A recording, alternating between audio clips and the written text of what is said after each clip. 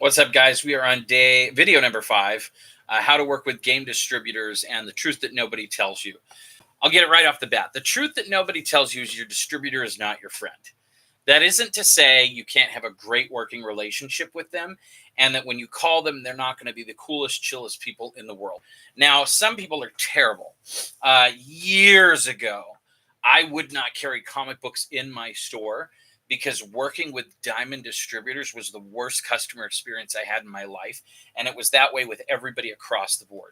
Now, hopefully, they've changed their game and things have shifted, but sometimes distributors are just awful.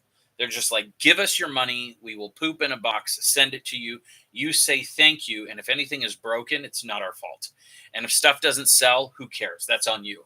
Um, so that can happen and you can feel strong armed and it's difficult.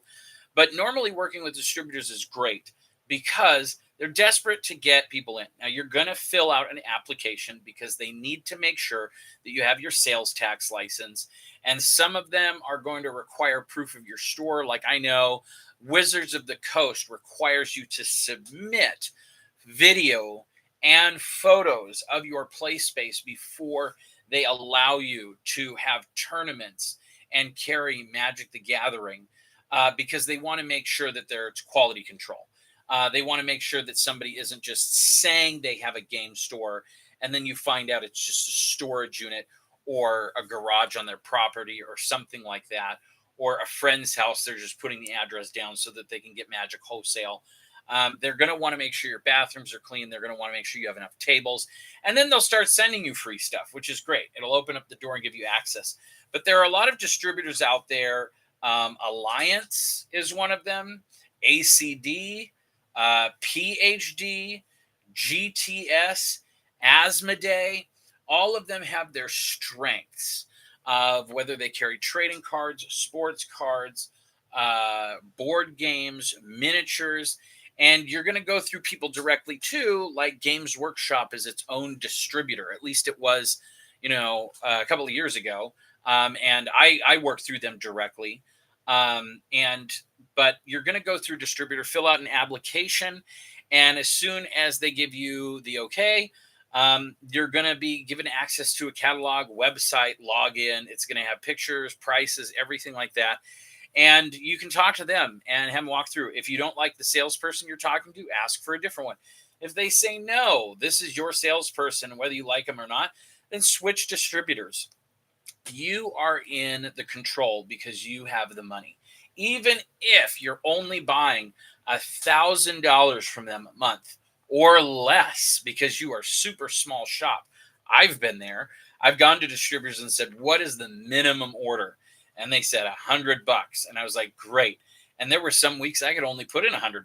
I mean, this was way back at the beginning when I told you we had like folding chairs, folding tables, and just like whatever. I was just happy to scrap up together enough money to buy like 2 sealed booster boxes back when they were like $75 a pop and sell them for like $3.50 a pack.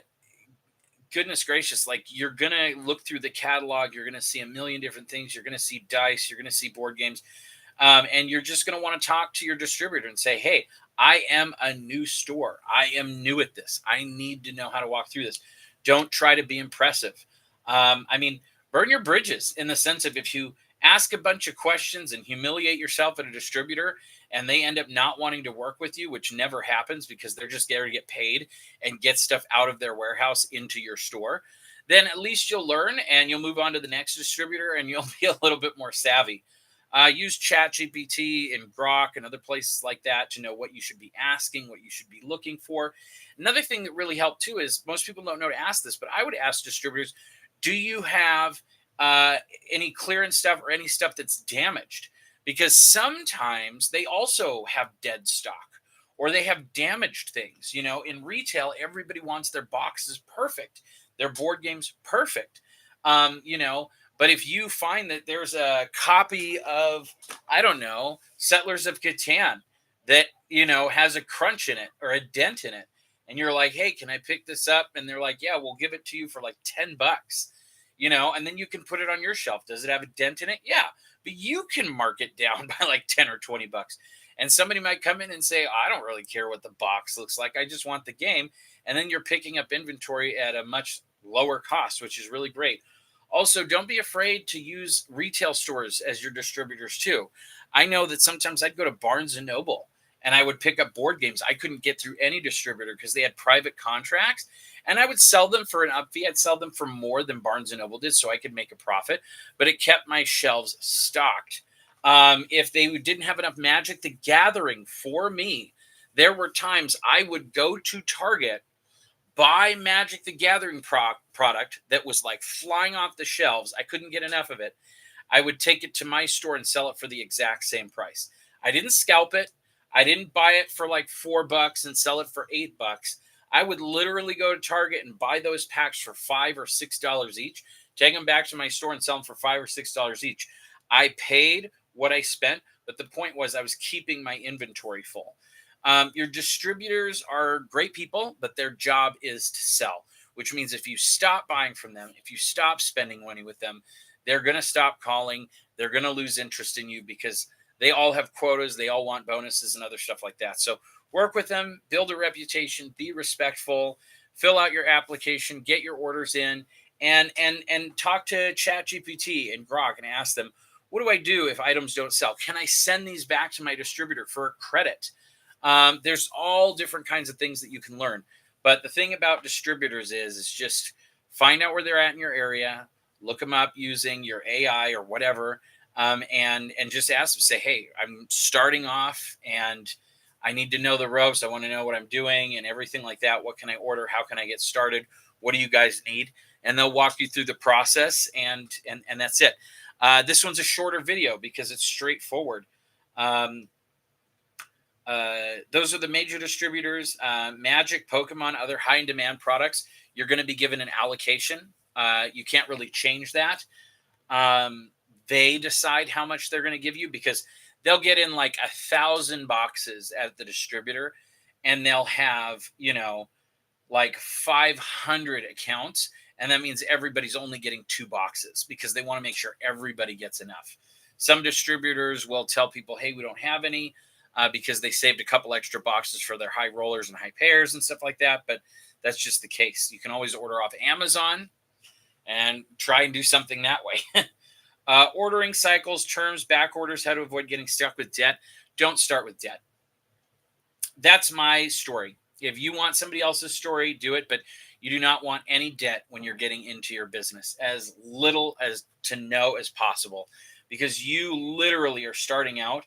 And the more debt that you have, the banks don't care. The distributors don't care whether you're not selling stuff or not. They just want their money. You need to start your business with as little debt as possible. And I mean, no debt. I never started a business with debt. I never started a business on credit. The only time I started to take terms was after we were rolling heavy, hard, making huge sales. And I knew that I could get $1,000 in debt with like Asmodee because I was making more than that like a day. And even then, if you're making that kind of money, then you don't need the debt. I've never seen a benefit to debt. I've never seen a benefit to getting on terms. But there's other people out there that swear by it. They think it's great. It's fantastic. Get your stuff now, pay it later.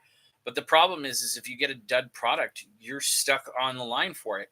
And I would rather pay things in cash on the barrel right away and then fail and be in good with my distributor than to take it on credit, have the product fail, have no way to pay it back. And then I call the distributor and I'm trying to put in another order knowing that I owe them money. It's just super cringe. That's it. That's all I would say. Don't overbuy. Have fun, get out there, ask me questions, and I'll answer them.